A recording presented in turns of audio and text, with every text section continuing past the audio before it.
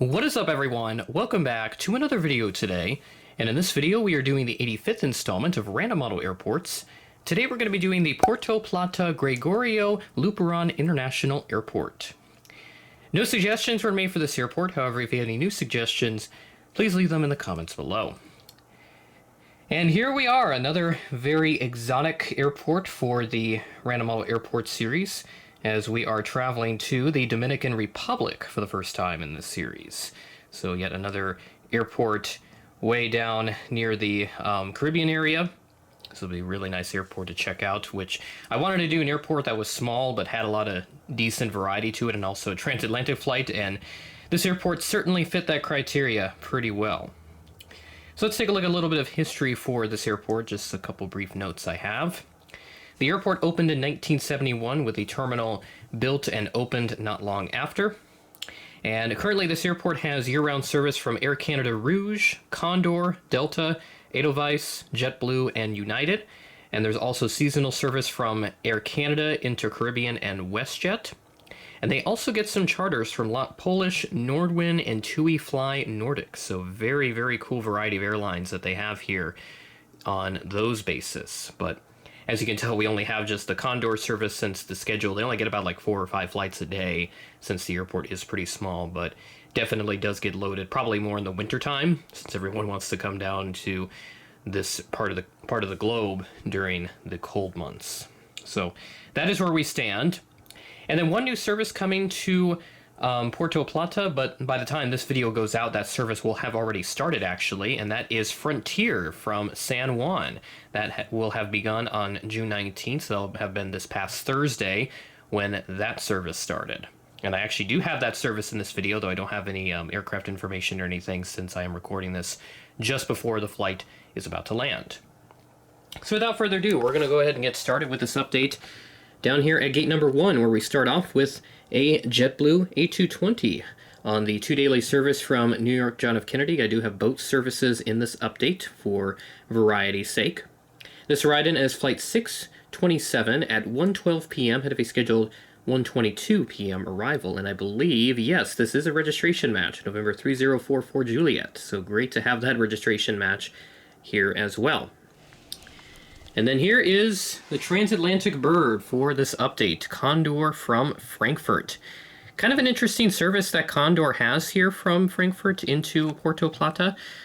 I do want to highlight this a little bit here in this video. So as you see here, I've got the green livery, the island livery, I believe is what it's called officially, from Gemini Jets, released a couple years ago. And I think JC Wings has done one of the other tails. But in this case, in real life, this is the beige one, or the beach livery, kind of like almost like a gold color, because I know there's a gold one that's also likes to fly around. But in this case, this arrived in as flight 2144, arrived in at 3:41 p.m., delayed from a 3:10 p.m. scheduled arrival, so this is delayed by just over half an hour. And for flight 2144, this service is actually a bit of a two-parter, as it goes from Frankfurt to Puerto Plata, and then on to Santo Domingo, which is just a little hop, skip, and a jump to the other side of the Dominican Republic. So a very cool service for sure, and definitely with Santo Domingo, I kind of want to do that airport at some point, but just quickly highlighting what Santo Domingo gets.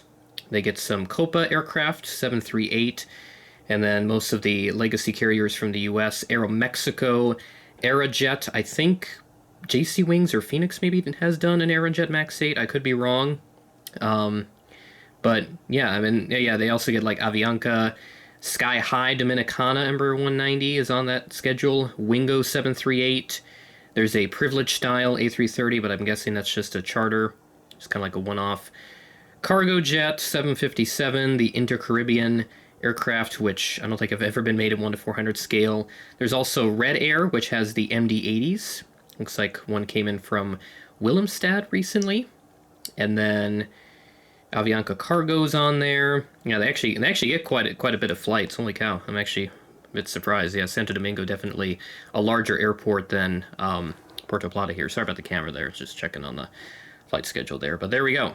So I'll definitely have to hit up Santo Domingo at some point in the future, since they've got quite a decent variety, way more than what Puerto Plata has. And as we move over to the next gate, this is not a Hawaiian service. This is way too long of a flight for one of their A321neos, but this is actually a substitute for an Air Transat Airbus A321neo. So the first time that I've had an Air Transit service in one of my random model airport updates, but this is what I've got. It's actually one of their XLRs specifically, as it looks like, indicated with the LR in the graphics, which I have started to see, especially with Aer Lingus with the A321 XLRs that they've had, so this should also be up there as one of the XLRs. This ride-in is Flight 890 from Montreal at 4:25 p.m. ahead of a scheduled 4:40 p.m. arrival. And then swinging around, we have American. We've got only Delta is missing here, since as of right now they don't have anything into Puerto Plata right now, and I could check again, but as I've said, they only get like 4 or 5 flights a day, and it's American, JetBlue, and occasionally Condor on the days that they do operate it, which is just a twice weekly service. So that's what we're working with. So no Delta right now, but I'm guessing that will reappear at some other point in time, or maybe they don't have service anymore.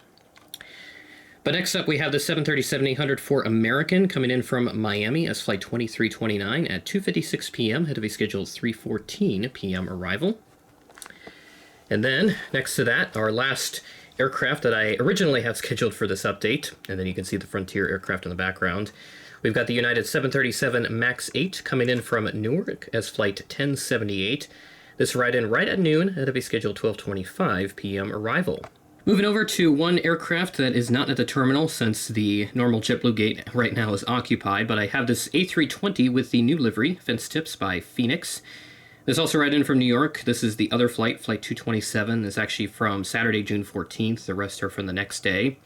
This arrived in at 7 p.m., delayed from a 6:42 p.m. scheduled arrival, behind by 18 minutes. And then, here is the Frontier service from San Juan that I was talking about, which just started on June 19th. Very excited. This is great for Puerto Plata here, since they don't really have anything over yonder there, at least up until this point. So great service for sure.